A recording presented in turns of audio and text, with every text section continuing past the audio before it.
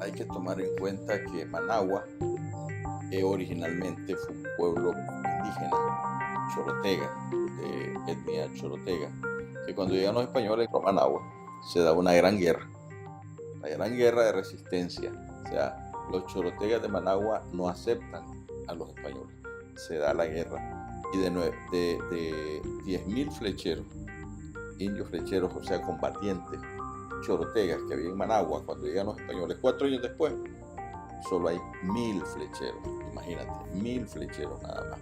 Lo que significa pues una despoblación enorme debido a la guerra y a la fuga hacia las montañas del norte de Nicaragua. Se constituye entonces un pequeño pueblo donde traen gente de la etnia náhuatl de los Nicaragua, de arriba hacia Managua, repueblan con esta etnia Managua después de 1528 y se constituyen las primeras encomiendas de españoles con indígenas sometidos, pero ahí hay chorotegas y también hay náhuatl, es decir, ya hay una combinación de hablas, ya están los náhuatl, están los chorotegas que son otomán y están los españoles. Esto te lo digo porque comienza a partir de ahí a organizarse la colonia en Managua. Y prontamente Managua pasa a tener una parroquia, una única parroquia, ¿verdad? Que originalmente tuvo que haber sido una capillita y después se convirtió en parroquia ya en el siglo siguiente, en el siglo XVI, y en el XVII se consolida como parroquia.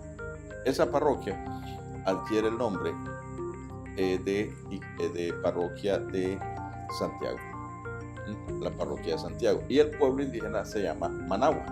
Entonces, la parroquia de Santiago, donde está el pueblo indígena de Managua.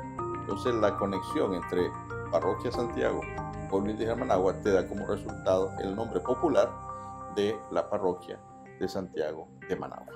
Entonces, el nombre popular, este nombre popular no lo encontramos en la cédula real del rey Fernando VII. El rey Fernando VII emite una cédula real donde proclama a Managua como leal villa de Santiago de Managua, de Managua sin el Santiago. ¿Esto por qué? Probablemente una conjetura, una hipótesis de trabajo sobre esta materia es que el rey de España firma este documento en 1819. Apenas 10 años antes había sido destronado por el emperador Napoleón Bonaparte y había sido sustituido en España por el José Bonaparte, el hermano de Napoleón Bonaparte. Y entonces todo ese periodo fue de gran confusión en España, al punto que se crearon las Cortes de Cádiz, donde se crearon constituciones de corte liberal. Y ya los acuerdos real, ya para 1819, ya carecían en gran medida de las nominaciones religiosas. No habían renunciado a las nominaciones religiosas, pero ya habían influencias liberales en los decretos del rey, al punto de que se crea la leal villa de Managua sin el Santiago, porque es religioso. Bueno, esa es una explicación que hay que tratar de probarla, ¿verdad? Pero el hecho real es que el documento, digamos, el documento oficial del rey no trae el Santiago. Eso es en 1819. Lo otro es que, ¿por qué leal? Bueno, eso es para los Managua un poco, así como quien dice, penoso, porque en 1811 a finales y en 1812 a principios, León, Granada, Masaya, Rivas se alzan, no contra la corona, no contra la monarquía española, pero sí contra las autoridades reales aquí en Nicaragua, porque había abusos, excesos de cobranzas de impuestos, cargas más de las que debían de haber, prohibiciones para ir a los mercados libres de Cartagena, por ejemplo. O sea, muchas trabas, y eso hace que los criollos, o sea, los españoles de origen español que están en América, ya en Nicaragua en este caso, en Managua, y que son de origen español, se enfrentan a las autoridades. Todo, pero no aparece registrado ningún alzamiento en Managua. Entonces, cuando el obispo García decide informar al rey sobre lo que había pasado en Nicaragua, él informa que Managua había sido leal. y por lo tanto le propone al rey que le den el título de Leal Villa de Managua. Esa es la razón por la de lo de Leal. Lo de Villa, por lo que es un estatus superior a pueblo, ¿verdad? A pueblo indígena. Ahora, ¿qué importancia tiene? ¿Por qué conmemorar 200 años de un título? Pues que dentro del contexto latinoamericano podría verse como hasta conservador. De hecho lo es. Bueno, sencillamente porque eso nos permitió a los managuas ingresar a la estructura política, jurídica, administrativa del Imperio Español, que es en el cual vivíamos todos los de América Latina en ese momento. Entonces, al darnos el título de villa, tuvimos la oportunidad de elegir, los que en ese momento podían hacerlo, que eran muy pocos, por cierto, elegir al alcalde, que el primero fue uno de apellido Rovira, a los regidores, que se compraba, por cierto, ser regidores como concejal ahora. O sea, en vez de ir a una elección, vos comprabas el derecho de ser concejal porque eras comerciante, porque querías influir en el grupo, en la economía y en todo. Esto se da después de 1819, porque el título se firma en el 19, 24 de marzo de 1819, pero llega a Managua hasta el año siguiente, hasta 1820. Apenas habían elegido al primer alcalde y a los primeros regidores cuando se da la independencia en 1821. O sea, no tuvieron mucho tiempo de disfrutar de esos títulos los nuevos gobernantes de Managua, del municipio de Managua. Y se da el inicio de un gran proceso donde Managua siempre entra en una dinámica de no participación en las guerras civiles. Eso caracterizó un poco al pueblo de Managua. ¿Y por qué lo caracterizó después de la independencia? La no participación en guerras civiles. Sí, algunos alborotos, pero no como León y como Granada, que vivían constantemente en guerras civiles. Managua era territorialmente como propiedad administrativa de Granada en un tiempo, en otro tiempo fue de León, en otro otra vez de Granada. Entonces esto hacía que, y además era un puerto, el puerto de Managua, que se comunicaba con el puerto Moabita, que ahora conocemos como Puerto Momotombo, allá en La Paz Centro, eran los dos puertos que comunicaban a León con Granada, porque Managua era una especie de eje territorial. No existía la carretera esta que tenemos Mateare en Nagarote, olvidémonos de esa carretera, no existía, sino que te venía de León por Nagarote al puerto Momotombo actual, que es el puerto Moabita de entonces, y embarcabas y te venías para Managua. De aquí te montabas en diligencias, en coche y te ibas para Granada, pernoctando en Managua. Otros hacían la ruta del río San Juan, pero recordemos que esa ruta se perdió por un terremoto en el siglo XVIII. Entonces, al perderse, Managua adquirió mayor importancia. Esta ruta de lacustre y territorial hacia Granada y León nos hace como una ciudad, un pueblo, bueno, una villa en ese momento pacífica, porque evidentemente era un lugar de comercio y había de todo tipo de gente, todo tipo de extranjeros, nacionales, leoneses, granadinos. Eso nos ayudó mucho, porque en medio de las dificultades, y esto sí tiene que ver con la villa, nos hacen ciudad en 1846, o sea, 27 años después, imagínate, 27 años después no es un gran tiempo para que una ciudad se desarrolle. Entonces, la Managua indígena, mestiza, que se convierte en villa de pronto, que no está preparada para ser una villa, aunque elige autoridades, en 27 años se está convirtiendo en ciudad, que tampoco está preparada para eso. Y en 6 años después de ser declarada ciudad, se convierte en capital de la República, menos que Managua estuviera preparada para eso. No hay manera que Managua estuviera preparada. ¿Qué quiero decir con no estar preparado? O sea, si vas a ser la capital, debes de tener edificios para las oficinas públicas de los ministerios. Eso no existía. Apenas había un edificio allá por la Plaza de la República, donde está ahorita el Palacio Nacional de la Cultura. Ahí estaba un edificio que se llamaba precisamente la Casa de 2 Pisos, desde la cual se gobernaba, ¿ya? Pero la verdad es que se gobernaba el territorio municipal, porque aunque se nos dio el título de capital en 1852, hasta 1857 no fuimos realmente la capital en el ejercicio, sino que fuimos con el título.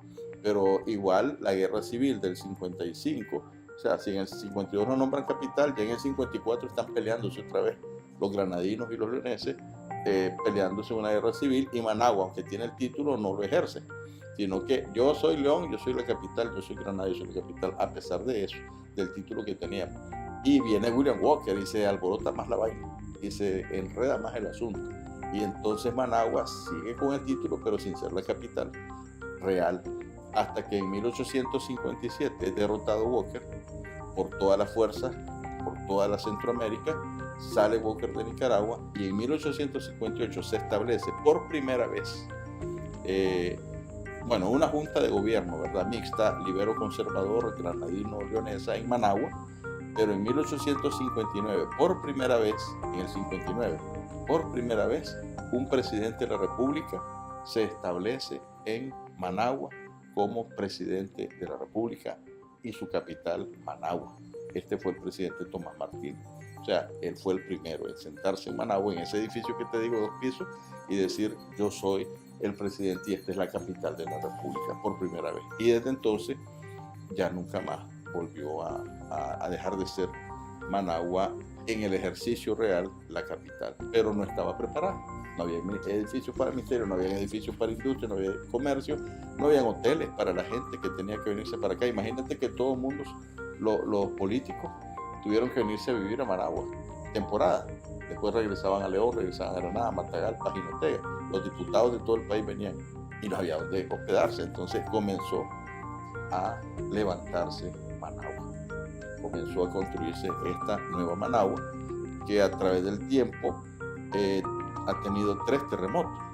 Es casi como un desafío, diría yo, de la naturaleza para Managua. A ver, te vas levantando, vas construyendo todo lo que necesitas para hacer la capital, y viene allá por 1881, por ahí, 84, no recuerdo ahorita con exactitud el año, pero es en esa década, un terremoto, el primero. Y los pocos edificios que tenía Managua ya como capital se vienen al suelo. O sea, no estoy hablando del 31, de 1931, estoy hablando de antes. Después comienza otra vez Managua a levantarse, y en 1931, sácate, otro terremoto, al suelo toda Managua. Cualquiera diría que era suficiente para desistir, pero no fue así. Los Managua seguimos insistiendo, y en 1972, cuando teníamos una hermosísima ciudad, una de las más bonitas de Centroamérica, bien organizada urbanísticamente hablando, sácate, otro terremoto, 72, y además de todos los difuntos que hubo en ese terremoto, la ciudad totalmente destruida. Y agregado al terremoto, después la penuria de la dictadura de Somoza, que se apropia de los terrenos del centro histórico de Managua, 500 manzanas, dice que son del Estado, no deja que los propietarios reconstruyan la capital por el gran negocio que quería hacer él con sus empresas recién fundadas para la reconstrucción, ¿verdad? Y la tal Junta de Reconstrucción y Esperanza que se creó solo fue un gran negocio que además no funcionó, porque no reconstruyó Managua, sino que sirvió más bien para que la empresa privada se enojara bastante con la dictadura de Somoza y se fueran a la huelga general y hubiera contradicciones generales, y todo esto da con una victoria del pueblo, gracias a una conducción que se dio en ese momento del Frente Sandinista de Liberación Nacional y un pueblo enardecido contra la dictadura de Somoza, que del 72 al 79, ¿cuántos años hay? Solo son 7. O sea, históricamente no es nada. Es un tiempo relativamente minúsculo, o sea, pequeñito. Entonces, ¿eso qué te da? Te da una victoria del pueblo con una capital que no se pudo levantar después del 72. Y viene la revolución y la quiere levantar y construye el Parque Luis Alfonso Velázquez y comienza a hacer los primeros esfuerzos, y la agresión norteamericana. O sea, Ronald Reagan se empecina en tumbar al gobierno revolucionario sandinista en Nicaragua. Y eso es una guerra brutal. O sea, una guerra brutal. O sea, la juventud de hoy tal vez no tiene la dimensión de lo que fue la agresión norteamericana en los años 80, pero fue brutal. Tan brutal como decirte que en Puerto Corinto teníamos un barco o embarcaciones norteamericanas bloqueando la entrada a Nicaragua para que los barcos no entraran al puerto de Nicaragua y nos abastecieran.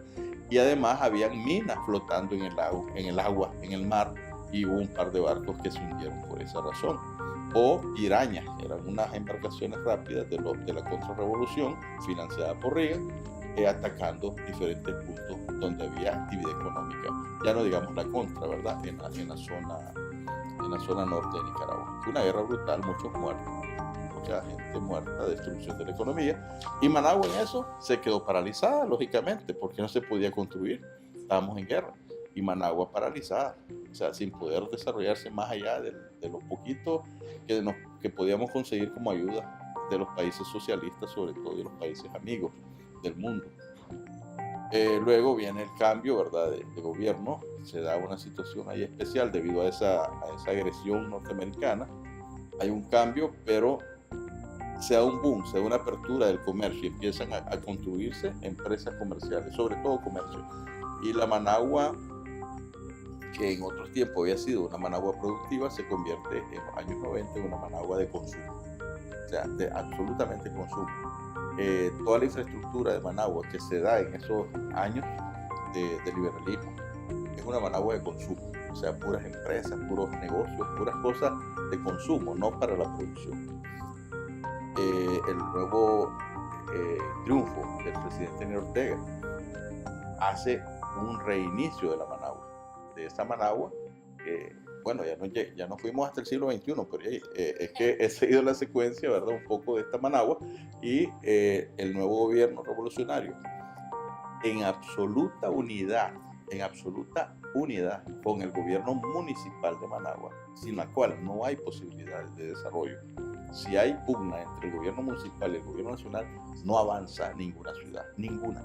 Entonces, la fortuna nuestra de tener un gobierno nacional y un gobierno municipal en total armonía, en total coordinación, haciendo obras con todos los recursos posibles en un periodo nuevo, totalmente diferente, nuevo, que nos permite tener, y voy a empezar a enumerar cosas importantes a la vista, que todo el mundo ve, pero también las que no se ven, para una ciudad que ya es la capital, con mucho orgullo de todos los nicaragüenses, y que se engalana bellamente, ¿verdad?, en su 200 aniversario de villa, o sea, de estructura político-administrativa. Porque después quiero decirte una cosita final, ¿verdad? Nuestra historia no tiene 200 años, ni 500, pero ya te diré al final eso. Tenemos una Managua con un muelle muy lindo, que es el Salvador Allende, o sea, un área de muelle. Tenemos una Managua con el Paseo Solotlán, con toda la cultura y lo que significa el Paseo Solotlán, las réplicas de los grandes Rubén Darío, Sandino, Blancarau, de la Casa Hacienda San Jacinto, que son una belleza realmente desde el punto de vista monumental, porque son monumentos esos que están ahí, más lo recreativo que hay para los niños y todo lo demás. Tenemos una Managua con grandes centros deportivos, como el gimnasio Alexis Argüello, el otro, el de las piscinas olímpicas, Michelle, el otro, el Estadio Nacional nuevo, que es una cosa impresionante, el Estadio de Fútbol nuevo, es decir, el Parque Luis Alfonso Velázquez, que supera 100 veces al Parque Luis Alfonso original de los años 80, o sea, el que se hizo con el gran esfuerzo en una guerra, ha sido superado lógicamente en tiempos de paz por un parque bellísimo, modernísimo, envidia de muchos alcaldes del mundo que lo ven y dicen, yo quiero esto. Pero si nos limitáramos a eso sería puro maquillaje, diría algunos, ¿no? Si te vas a los barrios vas a encontrar parques tan bonitos como el de Alfonso Velázquez, solo que es chiquito. O sea, y estadios tan bonitos como el Estadio Nacional, solo que es pequeño. Te vas a la 14 de septiembre, por favor. Yo conocí eso, lo conocí muy bien. Era un basurero, un lugar de delincuencia, de violación, de drogadicción, etc. Eso era un gran campo baldío ahí. Sí se jugaba, pero también se hacía todo lo demás, porque no anda a ver incluso. También tenés en otros lugares, aquí nomás en Bataones, ahí donde murieron más de 200 y pico, casi 300 muchachos asesinados por la Guardia. ¿Qué tenemos? Parque, bellísimo parque. ¿Qué mejor monumento? Nosotros incluso en esta administración hicimos un monumentito ahí, digo monumentito por el tamaño, no por la importancia, sino por el tamaño, a los héroes y mártires de Bataola. Pero cuando construyeron el parque yo dije, este es mejor monumento, me gusta más este monumento que el que habíamos hecho antes, porque es por lo que ellos lucharon. Así es. Entonces me ha parecido que honestamente, y con la experiencia que tengo de municipalismo en mi vida, Managua hoy en día está en una situación mucho más rica y más avanzada que en toda su historia de los 200 años. No hay que olvidar lo que no se ve. Las micropresas, esas micropresas y esos lugares de recepción de agua lluvia que nos evitan la inundación en la parte de abajo. Siempre hay inundación en cierta medida, pero el impacto se reduce con estas obras que no se ven, que están en la cuenca sur. Lamentablemente, cuando te dije que en el periodo, digamos, liberal se dio un boom de construcciones en materia comercial, o sea, de consumo, eso implicó algo bien grave. Ellos permitieron en ese periodo la destrucción del bosque de la cuenca sur, o sea, todo lo que es Santo Domingo, las sierras de Santo Domingo, todo eso que ves ahí, Galería, Santo Domingo, todas las zonas residenciales, todo eso que ves ahí causó un enorme daño a la ecología, porque eliminaron árboles centenarios hermosísimos y como mea culpa y dejaron uno nada más en esa galería, pues como ese uno habían 100, 200 árboles y todos se los echaron, y eso no pasa desapercibido para la ecología. Entonces lo que vos quitas allá repercute aquí, ya, porque dejas que las aguas corran, no se las traen, no las retienen en los suelos, sino que se vienen, y entonces tenemos la gran destrucción de nuestras obras de la costa del lago, se ven afectadas por esa situación, que si viene una gran corriente de arriba, va para allá, para el Solotlán, va para allá, y el lago también sube y entonces se encuentran las aguas. Pero bueno, ese es el aspecto negativo que se ha querido paliar, entiendo yo, con las obras de drenaje pluvial que se han venido construyendo y de recepción y de desvío de agua que se han venido construyendo, las obras que no se ven y que son carísimas, tal vez más caras que las obras que se ven, pero bueno, es lo que nos queda ahorita, admirar lo que vemos, ¿verdad? Y saber que hay obras que no se ven, que son importantísimas también para Managua. Muchos quisieran en las capitales de América Latina, por ejemplo, tener el gran área verde que tenemos. Al final de cuentas dicen, de una cosa mala puede salir una buena. Después de todo, como Somoza se apropió del centro histórico y nunca lo desarrolló, después vino la guerra de agresión que impidió el desarrollo, y después ya por fin se quedó quieta la zona histórica. Ese gran área verde de casi 500 manzanas de tierra nos ha permitido a la Alcaldía de Managua, la Dirección de Planificación con Cooperación Española, hacer un plan hasta el año 2040, que implica no solo estas obras que se ven ahora, sino otras que no se ven, que se van a construir en el futuro, y que requieren de la paz, requieren de paz y requieren de estabilidad y requieren de cooperación. Por lo tanto, es fundamental, ¿verdad? Para poder seguir desarrollando lo que se está haciendo. La paz es fundamental. Y estas obras que te señalo son de un plan, el plan de la alcaldía que llega hasta el año 2040 y que implican la construcción incluso de nuevos edificios, pero todo ordenadamente, no a la zumba marumba, sino ordenadamente. Y esa es una de las cosas que más nos envidia. Es decir, tener la posibilidad de construir una ciudad del siglo XXII, ya no el XXI, sino el XXII. El tiempo pasa rápido después de todo. Y otras ciudades no pueden hacer eso, porque están atrapadas en ese laberinto terrible de urbanizaciones totalmente desordenadas, producto de muchas cosas sociales que suceden en esos países, pues, que también nosotros las tuvimos, pero como nosotros no teníamos centro histórico común como los demás países, las demás capitales, el impacto de la guerra no se vino al centro, sino que se vino a la periferia. Y entonces tenemos una cantidad de asentamientos que se han venido desarrollando y que son los barrios que surgieron con la guerra de los años 80 en Managua. Porque la población de Managua nunca había sido tan grande. La población de Managua siempre había sido una población bastante estable. Para cuando nos hicieron villa, apenas éramos como unos 9.000 ciudadanos aquí en Managua. Cuando nos hicieron ciudad no habíamos subido ni a 12.000. Cuando nos hicieron capital andábamos en los 12.000. Cuando se da el terremoto, digamos, del 72, que es el más reciente, andamos por 500.000 apenas. ¿Sí?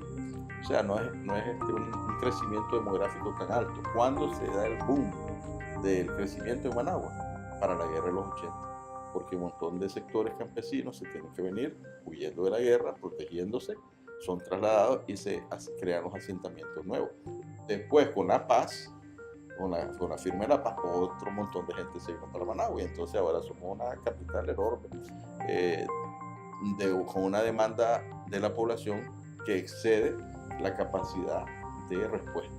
Porque evidentemente donde hay más gente de la que vos le puedes dar agua, tienes problemas de agua. Hay más gente que la puedes atender con el servicio de recolección de basura, pues hay quejas de alguna gente que a mí no me la recogen, pero al otro sí, pero bueno. Es decir, son las realidades que cualquier ciudad se enfrenta en cualquier parte del mundo, pero que en Managua, debido al poder ciudadano y a la participación de los ciudadanos en la solución de los problemas, es la diferencia también. Yo creo que eso también podrían envidiarnos otros alcaldes y otras alcaldías del mundo, ¿verdad? A nuestra alcaldesa Reina y a nuestro gobierno municipal, que no cuentan con esa participación ciudadana en la solución de los problemas.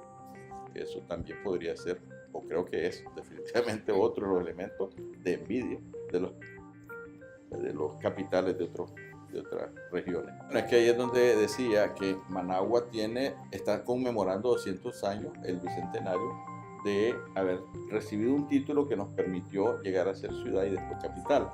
Pero nosotros tenemos una historia que nos debe sentir orgullosos. Nosotros tenemos pruebas, ni siquiera son tapazos, como diríamos, sino que son pruebas de que existimos en Managua de por lo menos 6.000 años antes de hoy, antes de nuestra era, de este momento, ya 6.000 años para atrás, como mínimo, porque el margen de historia, digamos, de edad, la edad de la huella de Cahualinca va de 6.000 a 8.000 años de nuestro momento actual, lo que significa que hubo Managua, gente en Managua desde hace 8.000 años atrás máximo, 6.000 años lo más cercano, digamos. ¿Quiénes éramos? No lo sabemos. ¿Cómo éramos? No lo sabemos. Porque solo tenemos las pisadas. Sabemos que medían por lo menos 1.50 de altura, no eran altos, eran bastante bajitos, pero a nivel de toda América Latina o del mundo en ese momento ese era el tamaño promedio, eso era ser alto. Sabemos que se organizaban, porque ese grupo que va en Cahualinca no va desordenado, va organizado, van caminando en orden. Parece que hay un líder que va a la izquierda, eso lo hemos visto en las últimas excavaciones, y que lleva una especie de vara con la que va marcando el tránsito, y es un grupo de 15 personas en 3 momentos diferentes que van hacia algún lugar allá por Chiltepe, no sabemos a dónde iban. Ojalá algún día podamos encontrar el destino final al que iban y de dónde venían. Yo creo que aquí Rubén Darío cumple su poema de lo fatal, no saber ni dónde venimos ni a dónde vamos, porque la verdad es que en Cahualinca no se sabía, no sabemos. Ellos sí lo sabían, nosotros no, ¿verdad? Y espero pues que Cahualinca sirva como la mejor prueba de que el pueblo de Managua y el pueblo de Nicaragua, por lo tanto, debe sentirse orgulloso de su historia. ¿Ya? Aunque no tengamos mayor conocimiento de quiénes eran todavía, ni de cómo eran, ni de qué hacían, ni de que suponemos que vivían de la pesca, de la caza, pero no eran una horda salvaje. Estamos hablando de un grupo social organizado, con cultura. Ojalá, digo, insisto en el ojalá, encontremos evidencias materiales alguna vez en Cahualinca que nos permita saber más sobre eso. En el campo de la administración pública, digamos, está la declaratoria de villa, la declaratoria de ciudad en 1846, la declaratoria de capital en 1852, la instalación del primer presidente de la República, Tomás Martínez, en 1869 ya, cuando él asume la presidencia en Managua. Los 30 años de gobierno conservador son importantes porque la consolidan a Managua como capital. Y eso es debido a que Granada había sido incendiada, recuerda eso.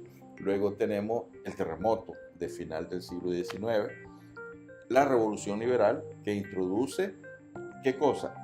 Con mayor ímpetu el café y hace de Managua una ciudad cafetalera, que era antes Managua, era una ciudad de algodonera.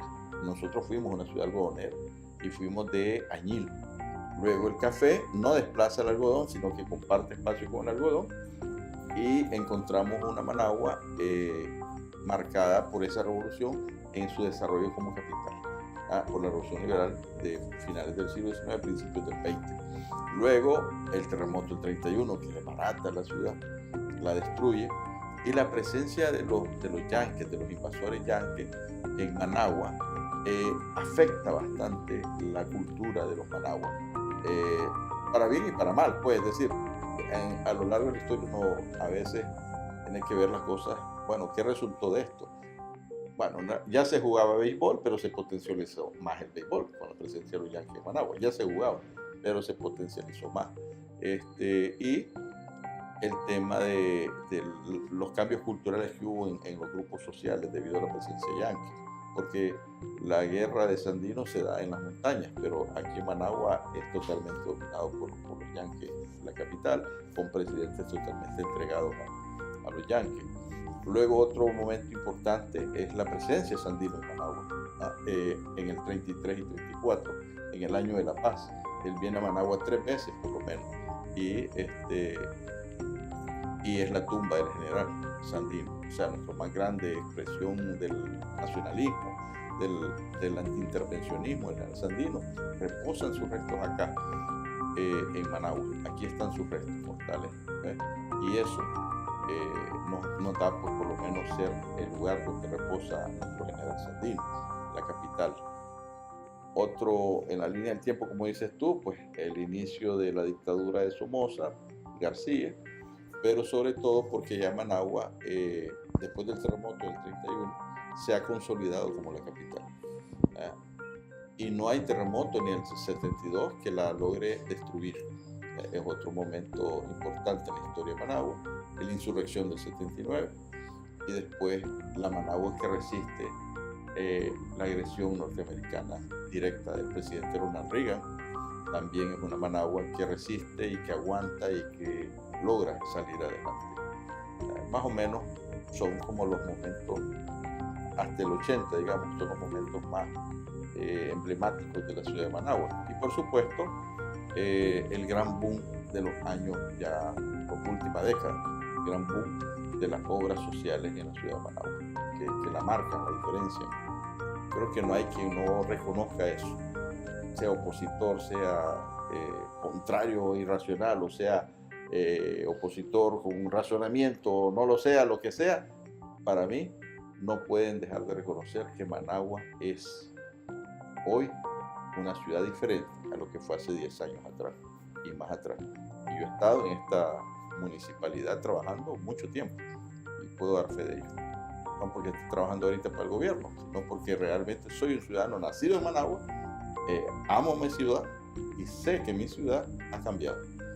Y he visto sus cambios, he sido parte de esos cambios, pero lo más importante es que son cambios que deben perfeccionarse más todavía. Es decir, todavía falta por hacer en Managua, y eso es lo importante. Tenemos un desafío por delante. No se trata solo de que ya llegamos a un punto y ya estamos tranquilos, aquí quedémonos tranquilos. No, hay que seguir adelante. Y por eso necesitamos la paz, la armonía. Necesitamos unidad de los Managua.